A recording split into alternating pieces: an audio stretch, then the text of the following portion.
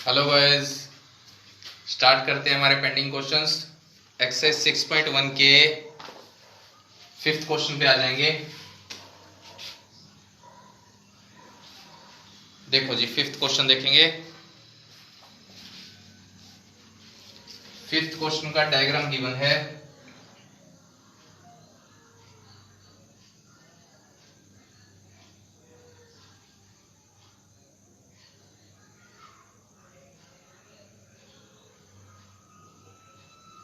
ये है O, ये 90 डिग्री है, ये है S, ये है R, ये है P और ये है Q। Okay, prove that. To prove क्या करना है? Angle ROS equal to half of QOS minus POS। ठीक है जी, ये प्रूव करना है। देखो जी, ध्यान से समझेंगे।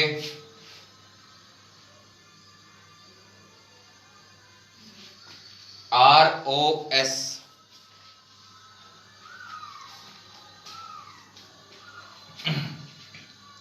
ये है ROS, ये रिजल्ट में चाहिए। पहली बात तो क्या है? POR और ROQ, angle POR equal to angle ROQ equal to 90 degree है, क्योंकि ये 90 है तो ये भी 90 होगा। अब ROS क्या हो सकता है?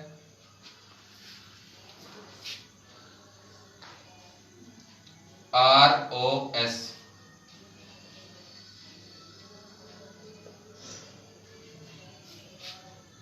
POR minus POS। ओके जी, POR में से POS घटा देंगे। ठीक है, अगली बात इधर से आएंगे।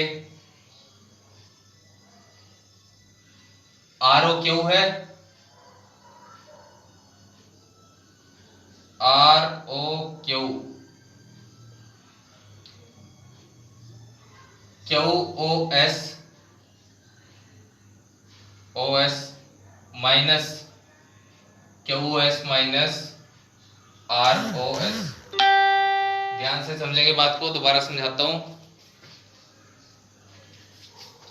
देखो, हमें ROS की जरूरत है रिजल्ट में। ROS मैंने क्या लिखा? ROS इस पूरे एंगल में से क्या घटा दिया? ये एंगल घटा दिया, ये वाला। ठीक है जी, तो ये एंगल बचेगा। दूसरी बात, ये वाला जो एंगल है 90 है, ये कैसे आ सकता है? अगर इस पूरे एंगल में से यहां से लेके यहां तक में से क्या घटा दिया? ये घटा दिया, तो यही बचेगा। अब ROQ बराबर POR था, तो POR की जगह ROQ रख सकते हैं। ठीक है, तो देखो ROS इक्वल टू POR की जगह ROQ रख दिया, यानी कि QOS माइनस ROS, और ये POS ऐसे ही पड़ा है। ठीक है,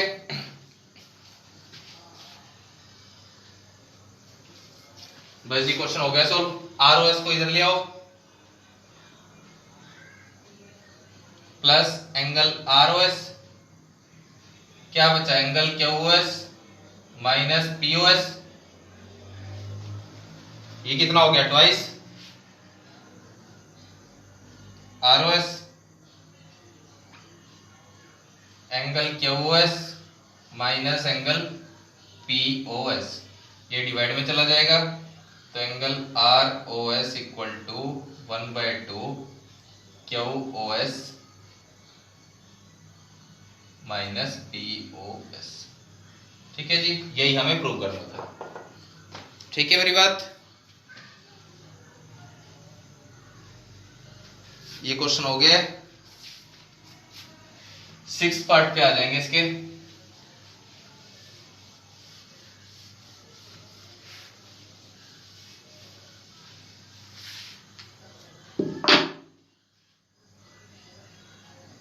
देखो जी 6 क्वेश्चन क्या है, it is given that angle X Y Z equal to 64 degree.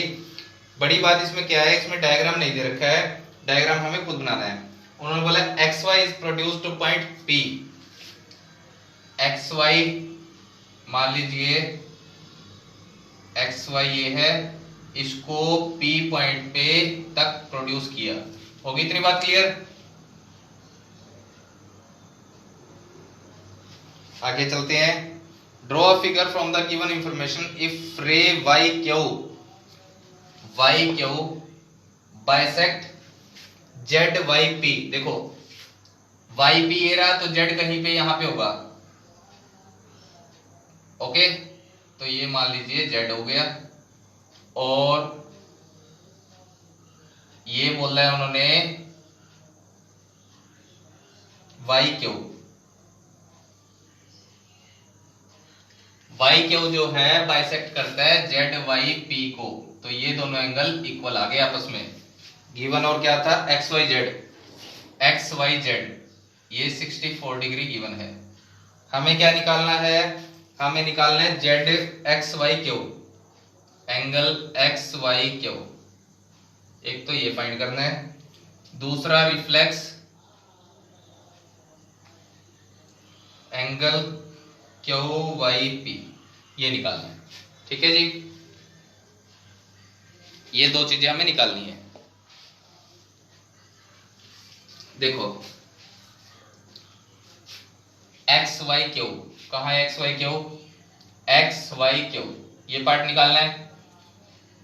ये एंगल और ये एंगल इक्वल है, क्योंकि उन्होंने बोला है कि वाई क्यू जो है बाइसेक्ट करता है किसे, जेड वाई पी को।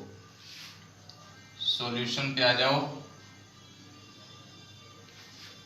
मैं लिखता हूं इसको angle X, let this is X, X तीनों का टोटल कितना होगा 180 डिग्री, तो x plus 64 degree equal to 180 degree, 2x plus 64 equal to 180, 2x 180 minus 64 कितना आ गया, ये 6 आ गया, और 116 2x, x की वैल्यू 2 5 10, 2 8 16, तो x की वैल्यू कितनी आ गई है 58 डिग्री।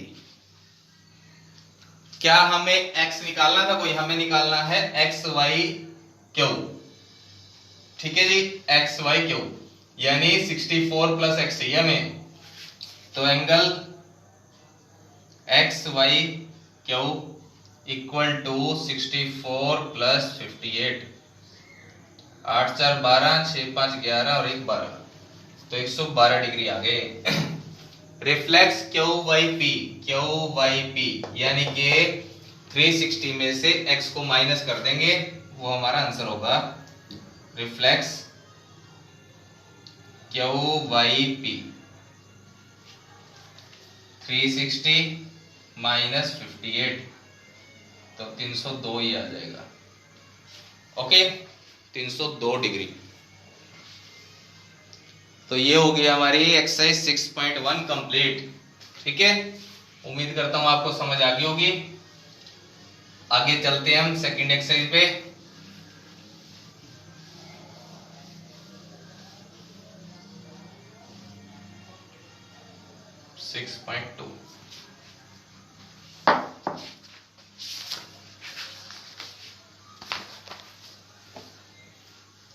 देखो जी 6.2 स्टार्ट करने से पहले कुछ चीजें आपको पहले से पता होनी चाहिए एंगल्स के बारे में।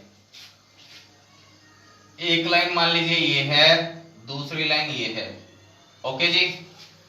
मान लीजिए दोनों लाइन पैरेलल हैं। पैरेलल लाइंस कौन सी होती हैं, पैरेलल लाइन वो होती हैं जो आपस में कभी नहीं मिलती, जो आपस में कभी मिलती नहीं। ठीक है जी, एक लाइन इनको ऐसे काट के गई, ठीक है, तो ये होगी ट्रांसवर्सल रे या ट्रांसवर्सल लाइन।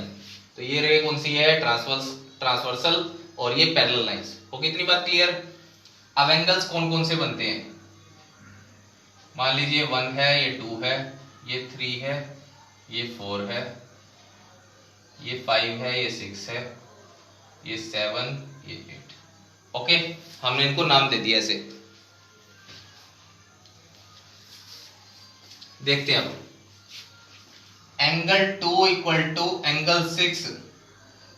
सबसे पहले लिख रहा हूं कोरस्पोंडिंग एंगल, पहचान कर लेना बच्चे। एंगल 2 इक्वल टू एंगल 6, ये ऊपर ओके, एक ही लाइन पे, एक ही साइड पे। Angle 1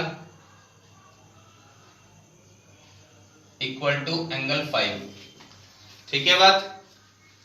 angle 3 equal to angle 7, angle 4 equal to angle 8। ये हो गए हमारे कोरस्पोंडिंग एंगल। अगर दो लाइनें पैरेलल हैं और एक ट्रांसवर्सल लाइन है जो उनको कट करके जाती है, तो इस हिसाब से एंगल बनेंगे। नेक्स्ट आ जाओ अल्टरनेट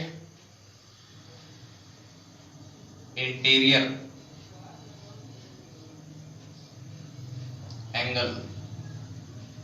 अल्टरनेट इंटीरियर एंगल कौन से होंगे? इंटीरियर, तो देखो एंगल 3 इक्वल टू एंगल 6, ये और ये ऐसे क्रॉस में होते हैं वो, ठीक है।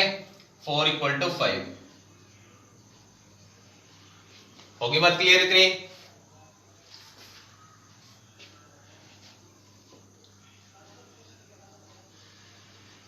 Next alternate exterior angle.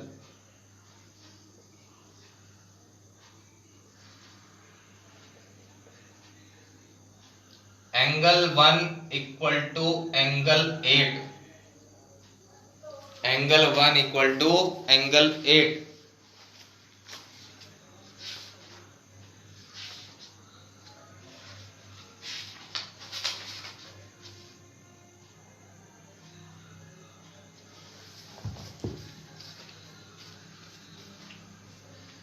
और कौन सा बनेगा एक्सटीरियर, समझ आ रहा है आपको?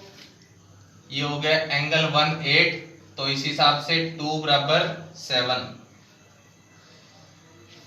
तो आपको जो ज्यादा जरूरत पड़ने वाली है अल्टरनेट इंटीरियर की पड़ने वाली है। देखो यूज सभी होते हैं, ठीक है, कईयों का यूज कम होता है, कईयों का ज्यादा होता है। ओके, देखो याद कर लो 2 6, ये ऊपर, ठीक है, एक ही साइड।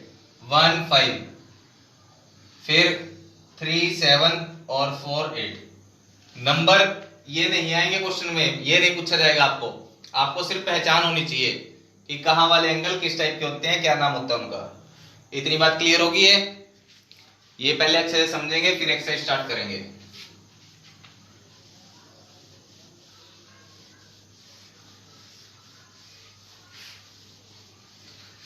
तो एक्सरसाइज स्टार्ट करते हैं हम अपनी।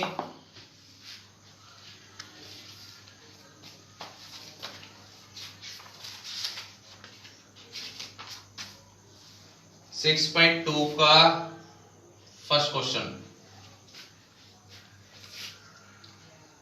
दो लाइन ऐसे गिवन है,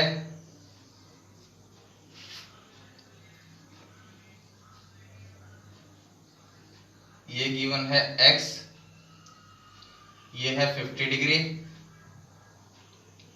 ये है y और ये है 130 डिग्री। हमें निकालना है x और y की वैल्यू। एक पार्ट मैं बताना भूल गया आपको, वर्टिकली अपोजिट एंगल सबसे आसान एंगल होता है, ठीक है, इसलिए बताना भूल गया। जो क्रॉस में होते हैं वो वर्टिकली अपोजिट होते हैं, जैसे ये और ये दोनों आपस में, जैसे यहाँ पे दिख रहे हैं। तो यहां से y की वैल्यू साफ दिख रही है आपको, क्या होगी y की वैल्यू? 130 डिग्री। क्या आएगा ये? Vertically opposite angle. मेरी बात समझ गए? अगली बात, क्या x बराबर y है अल्टरनेट इंटीरियर एंगल। एक तरीके से तो ऐसे सोल्व कर सकते हैं, दूसरा तरीका क्या है? लीनियर पेयर, एक लाइन के ऊपर बने हुए हैं ये एंगल, तो यहां से x प्लस 50 इक्वल टू 180 ऐसे भी सोल्व कर सकते हैं। तो x की वैल्यू कितनी आएगी? 180 माइनस 50 इक्वल टू 130 डिग्री। ठीक है जी, तो दोनों का आंसर कितना आता है? 130 डिग्री। ओके, चलते हैं अगले क्वेश्चन पे।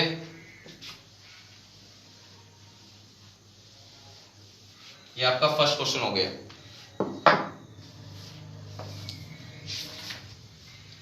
सेकंड क्वेश्चन पे आ जाओ।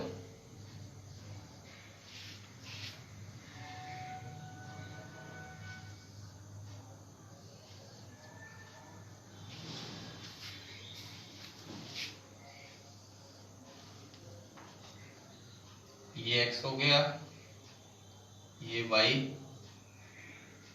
ये z। ओके, गिवन है ए बी